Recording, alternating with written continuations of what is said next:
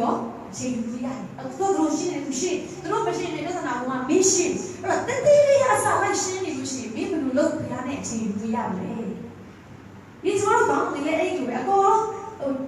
ာကျမတို့ကလေအခုတော့နဲ့ရှုပ်တာပြောတယ်ကျမမနေ့ကကျမတို့ဒီမှာတော့ဒီဆရာမတွေနဲ့ကျမတို့ကိုကျွန်းနဲ့ဒီလိုလာတဲ့တောက်ရှောင်းကျမတို့ဆွေးနွေးလာတယ်ဒီနေ့ကအမှုတော်ဆောင်တွေကဘာဖြစ်နေလဲဆိုတော့အမှုတော်နဲ့ရှုပ်တာကိုဘုရားအလုံးလုပ်နေလို့ချက်တယ်ဒီမှာအလုပ်ရှိတဲ့ဒီမှာယူနေအစီအစဉ်ဟိုမှာကျန်းစာတင်နေဟိုမှာ conference အားပြီးဒီမှာအစီအစဉ်အဲ့ဒါကိုပြောနေတာဒီကောင်ကတော့ဘုရားကအမှုတော်ကိုဆောင်ရွက်တာကိုကြိုက်တယ်ဒါပေမဲ့အမှုတော်ထဲမှာရှုပ်နေတော့ဘုရားမကြိုက်ဘူးဒီလိုတော့ဘာလုပ်လဲမနဲ့တိုင်းထားပြီးတော့ညနေမှာရှုပ်ဖို့ပဲဆိုတာသိလို့အချိန်ကိုသက်သက်ထားပြီးတော့အဖနဲ့အချိန်ကြီးမနဲ့တိုင်းတောင်းမှတက်ပြီးဆူတောင်းတယ်ကျွန်တော်တို့ကအမှုတော်ထဲမှာရှုပ်နေတာကိုဘုရားကြိုက်တယ်လို့ချင်းတာငါ့ကိုအများကြီးဟိုမှာကျွန်မကဒီမှာလဲဟိုရတယ်ဟာရောက်ပိုက်တယ်ဆရာမကိုသိပြီးသားသုံးတာပဲလူအနေနဲ့ချိန်တော့ဟုတ်ကောင်းဟုတ်လိမ့်မယ်ဒါပေမဲ့ကျွန်မဒီမှာပြီး6လာတယ်ဘာလို့လဲတော့ပေးနေရတာပြန်ထည့်တဲ့အချိန်မှာရှိတဲ့ခါကျတော့ဟိုကပေးနေထည့်ပြီးကိုနောက်ဆုံးကိုကကုန်ပြီးတော့ဘာမှမကြံတော့အားတော့ခွာနေရပြီလေဟိုဟောရတော့ပလက်ကြီးလဲဆိုတော့ငါကိုမရှိတဲ့ဟာကြီးညောင်းပေးနေရတာဆိုတော့ပြန်ဖြည့်တဲ့အချိန်မရှိအလကားပဲဒါကြောင့်အမှုတော်ထဲမှာရှုပ်နေတာချက်အဲ့ဒီအမှုတော်ကိုဖြစ်စေတဲ့ဖခင်နဲ့အချိန်ယူမှအဲ့ဒီအမှုတော်ကလည်းမရှိတယ်အမှုတော်ထဲမှာပဲရှုပ်နေလို့ရှိရင်သင်လောက်တာတော့လောက်နေတော့ဖြစ်နေလိမ့်မယ်ဒါပေမဲ့အကျိုးမရှိတဲ့အလုပ်ကိုဘာလို့လုပ်နေပါလဲခွန်အားကိုအိမ်မှာအိမ်နေတာမှာခွန်အားကုန်နေဆိုရင်အကျိုးရှိရတယ်လို့ကလူလည်းမပြောင်းလဲဘူးဘာမှလည်းမပြောင်းဆိုလုပ်နေတယ်ဒါပေမဲ့စက်တဲ့စဉ်းစားငါဘာလုပ်နေလဲငါရဲ့ boss နဲ့ဆက်တယ်လို့လုပ်နေတာ boss က big boss ကအထက်မှာရှိတာသူနဲ့မဆက်တယ်ပဲနဲ့ကျွန်တော်တို့လုံးချင်တဲ့ဟာတွေရှောက်လုပ်နေတဲ့ခါကျတော့ဘာမှအကျိုးမထူးဘူးအဲ့တော့မောရှေရဲ့ဘုရားမောရှေအဲ့ကိုပြောတဲ့ကောင်မောရှေအရင်ချိန်နဲ့ပြီးတော့အဲ့တဲ့ခွဲချမ်းစိတ်ချလိုက်တဲ့အခါမောရှေရဲ့အရင်ကောင်းကြီးဖြစ်သွားတယ်။ဒါပေမဲ့ဟောင်းမှလည်းရှိတာပေါ့။ဒါပေမဲ့ကျွန်တော်ဝိတ္ထုအခန်းကြီးတက်ကြွတယ်အမှုတော်ကိုအရန်ဆောင်တယ်။ဒါပေမဲ့အခန်းကြီးလေးရတဲ့ကောင်ပြီးသူကစပြောပြီးဟေးဟီဒီနဲ့မျိုးသမီးမဟုတ်ဆိုးမတွေကိုလုံကျွေးရတဲ့အမှုနဲ့သူတို့စပွဲကိုပြရတဲ့အမှုနဲ့ငါတို့အချိန်မကုန်ချင်ဘူး။အဲ့တော့ငါတရှင်တော်ဝိညာဉ်တော်နဲ့ပြီးသွားတယ်။ကုန်တည်ရှိတဲ့လူ9ယောက်ကိုငါတို့ဒီလာယူနေတယ်။တမန်တော်သူကန်ကြီးလေးပါနော်။ကျွန်တော်တို့ကပြောချင်တယ်။ကျွန်တော်ကဒီနေ့ကျန်းစာကိုကန်ကြရအောင်။ကျွန်မအခုဒီနေရာမှာလေအမားတွေလာပြောနေတယ်တို့အဲ့လိုလက်ပိုက်ထိုင်ပြီးအဲ့လိုကြည့်ပြီးနော်ပြောသမျှအရာတွေရှုပ်ပါပဲ။ကျန်းစာနဲ့ပတ်တိုင်းအကုန်မားကုန်နေတယ်နော်။အဲ့ကျန်းစာမကြည့်တဲ့အခါကျတော့အိုးအဲ့ဆရာမအပြောလည်းကောင်းလိုက်တာအဲ့ဒါသူပြောတာဟုတ်မှာပဲကျွန်မဒီမှာအမားတွေပြောတာအကုန်လုံးရှုပ်အောင်ပြည့်စည်ကုန်ကျန်းစာနဲ့တိုက်ပါကျွန်မပြောတာဟုတ်တာမဟုတ်တာကျန်းစာနဲ့တိုက်ဖို့ကျန်းစာဖတ်ပါအခုကျွန်တော် Bible study စလုပ်ပြီနော်နောက်တစ်ခါ Bible study ဆိုတဲ့အဓိပ္ပာယ်ကပါလေတမန်ကျန်းစာကိုလေ့လာဖို့ဖြစ်တယ်ကျန်းစာကိုလေ့လာမယ်ပြီးကျန်းစာကိုတအုပ်တာမပါလာဘူးကျွန်တော်တို့ပြမယ်ဖုန်းတစ်လုံးပါတာကောင်းပါလေဒါပေမဲ့ကျန်းစာအုပ်အရင်ရေးကြည့်တယ်ကျန်းစာအုပ်ယူလာပါကျွန်တော်တို့ကဘိုးအဝေးလာရလို့ကျွန်မပါတယ်ကျန်းစာကိုကျွန်မဟိုတယ်မှာကျွန်မဒီနေ့ကျန်းစာ study လုပ်နေမှာဆရာဦးဆောင်နေဆိုကျွန်မဒီ iPad လေးယူလာပုံမှန်ကျွန်မသွားတဲ့နေရာလေးမှာယူတယ်ကျွန်မဟိုကမှပြန်လာကျွန်မကျန်းစာစာအုပ်တယ်လာတယ်လူဒီညပေါင်းချင်ပါပဲပြီးတော့နော်အဲ့ဒါတော့ကျန်းစာကိုတိုက်ဒီကျန်းစာအတွက်ကျွန်တော်တို့တော့တမန်တော်ကြီးအများဆုံးအတက်ပြီးခဲ့တယ်ဘာသာရေးပြန်ခဲ့ကျန်းစာအကြောင်းတက်ပြီးရတဲ့လူတွေအများကြီးပဲကျွန်တော်တို့အခုချိန်မှာကျန်းစာကိုလည်းထားလို့ရတဲ့အချိန်မှာတည်ပါနောက်ပိုင်းမှာဒီဆိုရကခွင့်ပြုတော့လို့ကျန်းစာအုပ်ကိုခိုးတယ်ရတဲ့အချိန်ကျမှအသက်ပေးပြီးတည်ဖို့မစင်စားပါနဲ့သူများတွေကအသက်ပေးပြီးတော့ရေးထားတယ်ကျွန်တော်တို့ကအသက်ပေးပြီးဖတ်စရာမလိုသေးဘူးနော်ဒါကြောင့်လူငယ်တွေကျွန်မအားပေးရှင်ကျွန်မအရှိမအမားတွေရှောက်ပေါ်နေတယ်ဆိုလို့ရှိရင်ကျန်းစာမကိုင်ဘူးဘာမှကျွန်မပြောတဲ့ဥစ္စာဘာလို့ယူပြီးတော့ဖြစ်သွားမှာ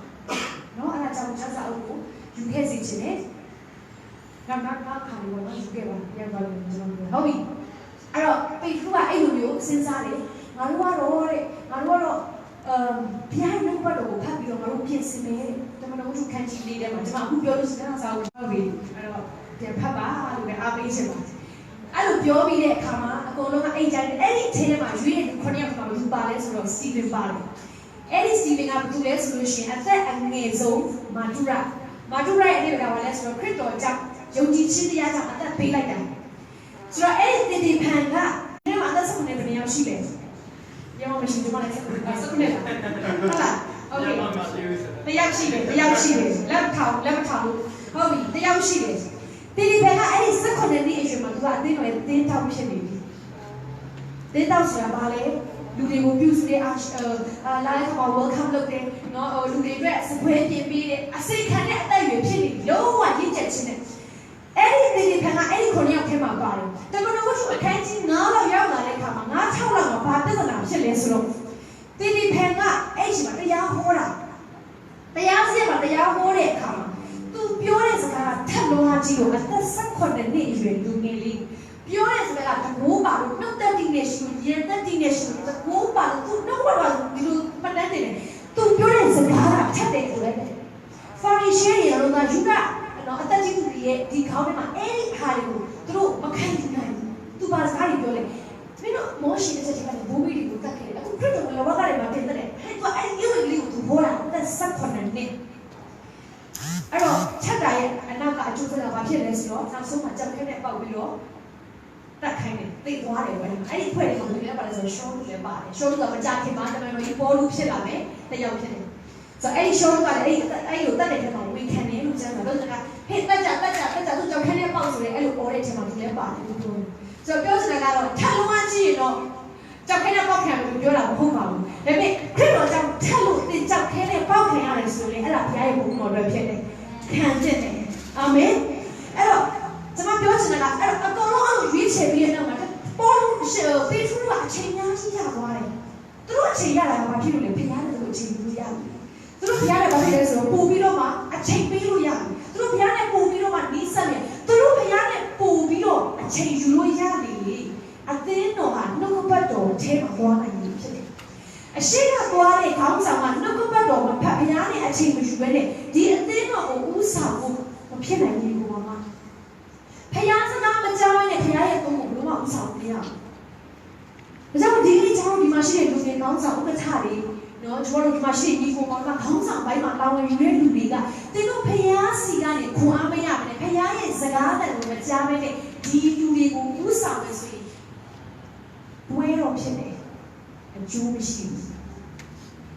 ကြိုက်တဲ့ဘွဲလို့9နှစ်ပြည့်လို့6နှစ်ပြည့်လို့10နှစ်ပြည့်လို့ကြိုက်တဲ့ကချင်ဘွဲပဲလို့တရားဖို့ကြိုက်တဲ့ဘွဲလို့ဘွဲတော်ဖြစ်တယ်ဒါပေမဲ့လူမပြောင်းဘူး information ဖြစ်တယ် transformation ကိုဖြစ်တယ်ဖျားခင်လို့ဆိုတာက inform လုပ်ရဘူးတော့ရလို့ဒီပြောင်းလဲ၍ခတ်သိမ်းတော့ရလို့ဒီသတင်းချက်လက်ဖြစ်သွားတယ်ပြောတာမဟုတ်ဘူးခတ်သိမ်းတော့ရလို့ဒီအသစ်ဖြစ်ကြတယ်အဲ့ဒီအသစ်ဖြစ်ဖို့အတွက်ကျွန်တော်တို့ပွဲလုံးလို့အသစ်မဖြစ်ဘူးအသစ်ဖြစ်ဖို့ဆိုတာဖျားသဘောပါဖြစ်တယ်ဖျားသဘောပါဖို့အတွက်ကခေါင်းဆောင်ပြီးဖျားနဲ့အဆက်အသွယ်ရှိမှရတယ်မောရှေကမှလူပေါင်း8လဣသရေလနော်ဣသရေလတွေတန်းနဲ့ချီရှိတယ်မောရှေတယောက်ကိုပဲဘုရားကဥဆောင်လို့ပြီးတယ်ဘာဖြစ်လို့လဲမောရှေကရှိတဲ့သူကခေါင်းဆောင်မှာတိမ်တောင်းနဲ့ဒီရဲ့ခွန်အားတကူရှိတဲ့အခါမှာမြင်ရတဲ့မောရှေတယောက်အဖြစ်မမြင်ရတဲ့ခေါင်းဆောင်ကြီးကလုံးလုံးတယ်ဘာဖြစ်လို့လဲဆိုတော့မောရှေကဘုရားနဲ့အချင်းချင်းပြောဖြစ်တယ်ဒီအချက်ကိုပေတရုကကောင်းကောင်းသိတဲ့အခါငါတို့တော့ဘုရားနဲ့အချိန်မယူတော့မမှန်တော့ဘူးဆိုရင်ဒီလူတွေအကုန်လုံးပြက်စီးတော့တယ်အဲ့တော့ဒီအလုပ်တွေအားလုံးပြီးတော့တင်းတောက်တွေလုပ်ကြတတိယဖြစ်လူငယ်ဥက္ကဋ္ဌတွေလုပ်ကြနော်အသင်းတော်ခေါင်းဆောင်တွေလုပ်ကြငါတို့ဘုန်းကြီးတွေကတော့ငါတို့အသင်းနော်စီနီယာပါဆာတွေကတော့ဘုရားနဲ့အခုကလူနာသွားကြည့်တဲ့သူတို့ပဲဟိုကလုပ်နေကြတာပဲသူတို့ပဲပွဲစီစဉ်တဲ့သူတို့ပဲသူတို့ပွဲတွေနဲ့အလုံးရှုံသွားတော့အမှုတွေနဲ့အလုံးရှုံနေမှာတော့သူတို့ကျတော့ဘုရားစကားကိုယူဖို့ချိန်မရှိဘူးကျမလည်းအဲ့ဒီလိုပဲခါလေးကို train တဲ့ခေါင်းဆောင်တွေကလူအမှုရှိတော့ကိုကပြန်ခါလိုက်ဆင်းရတယ်ဒီနေရာကိုအဲ့လိုပြန်ဆင်းရတဲ့အခါမှာကျမအဲ့ဒီမှာပြန်ရှုပ်တယ်အဲ့တော့ကျမဘုရားနဲ့အချိန်ကိုအချိန်မရှိဘူးပြန်လာဆိုပြင်မဲပြီလေခေါင်းကိုအချလာတဲ့ကျန်းစာဖက်တဲ့ကျန်းစာကိုပဲအေးစေးလို့ဖြစ်လာအဲ့လိုပြောရင်ကျန်းစာလာဖက်အဲ့လိုဖြစ်လာတော့ကိုအဲ့လိုလည်းအထဲမှာသိတယ်ငါထဲမှာဘုရားစကားမရှိဘဲနဲ့ငါမျိုးကိုပြောငါထဲမှာဘုရားပြုပြင်ခြင်းမရှိဘဲနဲ့ငါဒီကိုဘယ်လိုဥဆောင်လဲအဲ့တော့ကျွန်တော်ဘာလို့ရလဲမောရှိရဲ့ technique ဒီတရောရဲ့ technique ကိုခေါင်းဆောင်မှုထုတ်ရတယ်ဘ ဘေဒရုရဲ့တဲ့ခေါင်းဆောင်တွေလို့ထုတ်တယ်ဒါပေမဲ့ထုတ်ချင်တယ်ထုတ်လို့မရဘူးကျမ်းစာကအတိအကျပုံနေတာဝိညာဉ်တော်နဲ့ပြည့်စုံလို့但是呢，ဝိညာဉ်တော်နဲ့တွေ့ကြည့်ရှိမှာဘုရားရဲ့မြတ်တာကိုအပြည့်အဝခံစားမှုတဲ့ဘုရားသိကောင်းတဲ့စာကိုသိတဲ့ဝိညာဉ်တော်နဲ့ပြည့်တယ်လို့နောက်တစ်ခုကဘုံတည်းရှိတယ်အဲ့ဒါချမ်းသာတဲ့လူပြောတာမဟုတ်ဘူးအကျင့်စာရိတ္တမှာမိမနှစ်ယောက်ထားတဲ့လူကိုသင်တော့ခံရမယ်ဒီစားတွေကိုရင်ရဲ့လူငယ်ချက်ကိုဘယ်လိုလူငယ်ဥပ္ပထားခံမလဲသူ့ကိုကြည့်လူငယ်တွေကခွန်အားယူပြီးအသက်ရှင်ရမှာအရင်တော့နေတဲ့ချက်ကိုလူငယ်ဥပ္ပထားဖို့ခံမှာဂုဏ်တည်းရှိရဆိုတာတော့ပြောတာဖြစ်တယ်။ဘုရားရှိခိုးရှိမှဂုဏ်တည်းရှိတယ်။ဆိုအဲ့လိုမျိုးကျွန်တော်ရွေးချယ်နေတယ်။အဲ့တော့ဆုတောင်းပြီးတော့ကိုယ်အသင်းတော်ထဲမှာဘယ်လိုလူမျိုးကကျွန်တော်တို့လူငယ်ကလူကြီးကလို့ဥစားတယ်။နံပါတ်1အရေးကြီးတာသူ့အသက်တာကဘုရားနဲ့ပြည့်နေရမယ်။ဘယ်လိုကျွန်တော်တို့သိနိုင်လဲ။အတီးကိုကြည့်ရင်အပင်ရဲ့သဘောကိုသိရတယ်။မာကာဘီတီးတဲ့ဟာကိုပန်းတီးလို့ပြောလို့ရသူ့ဘာပဲလို့ပဲပြောလို့ရတယ်မာလကာပဲလို့ပဲပြောလို့ရတယ်ဟုတ်ပြီဇာတိအတီးတီးနေတဲ့အပေကိုဝိညာဉ်အပေကိုပြောလို့ရတယ်ဟုတ်ပြီအဲ့တော့ကျွန်တော်တို့ကခွဲလို့ရတယ်ဇာတိထဲမှာပါပါတယ်ဆက်ဆိုးတာဘောတာထတာအော်စပူတော့ပဲအတင်းပြောတာဝေဖန်ကြည့်ရတဲ့အမြဲအနုတ်ကနာပဲပြောတာဂလာတိဩဝါဒစာခန်းကြီးကအငယ်20မှာတန်ရှင်သောဝိညာဉ်တော်ရဲ့အတီးမမျိုးရှိလဲမသိဘူးဘာဖြစ်လို့မသိလဲကျမ်းစာမှာဖတ်ရတာမသိနော်ဂလာတိ9:20မှာဝိညာဉ်တော်ရဲ့အတီး9မျိုးရှိတယ်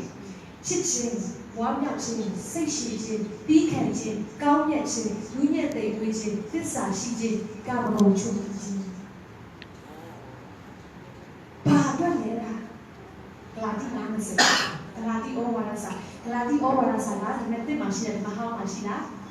အဲ့ဒါလည်းမသိဘူးကျွန်မပဲဖြေမယ်ကိုပဲမေးမယ်ကိုပဲဖြေမယ်ဒါမဲ့တစ်ထဲမှာရှိတယ်ဓမ္မဟောင်းကျမ်းစာဘယ်နှဆောင်ရှိလဲ